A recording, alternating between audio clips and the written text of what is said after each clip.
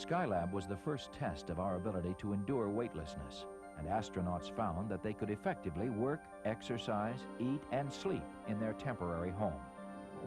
More recently, the space shuttle has allowed us to fly into orbit, conduct our business, and return. In addition to providing a laboratory for carrying out experiments in microgravity, the shuttle has also benefited us commercially and scientifically through the deployment and capture of satellites. But the shuttle was designed with a larger goal in mind, to transport astronauts and materials to a proposed base, a permanent manned space station.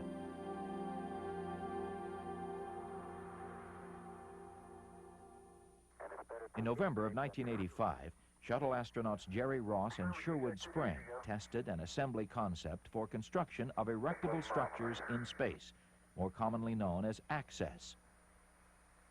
Poles were linked together to make a framework, similar to the one that will be used to build the space station in the early 1990s. At the McDonnell Douglas Underwater Test Facility, astronauts can practice outer space construction in a neutral buoyancy tank. Here they assemble poles into 5-meter cubes, which will serve as building blocks for the framework of the station. Sophisticated robot systems will assist in the building of the station and capture of satellites, according to Space Station Chief Scientist Dr. David Black. Now, one of the crucial capabilities, and it's being provided by Canada, is a major remote manipulator that will run around on a truss-like structure on tracks and be able to move all throughout the space station. And the reason that's important is that we plan on using that robust, fairly healthy arm to assemble the space station itself. The OMV, or the Orbiting Maneuvering Vehicle, is in effect a little space tug.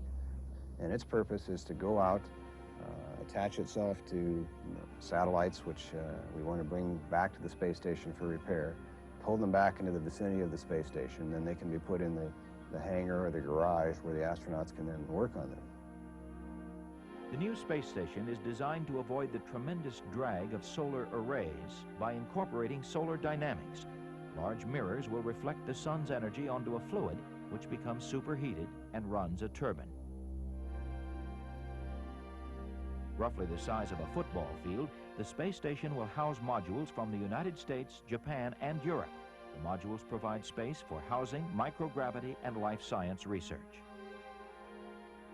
Making a place to live that meets crew needs in an airless, weightless environment is of primary importance in the space station design. Again, Dr. Black. We are trying to make the habitability part of the structure comfortable, as much space as we possibly can get so that the astronauts don't feel crowded. There'll be windows in the facility so they can look out, and it turns out that's very important psychologically. NASA's space station, a springboard for science, technology, and space exploration in the 1990s.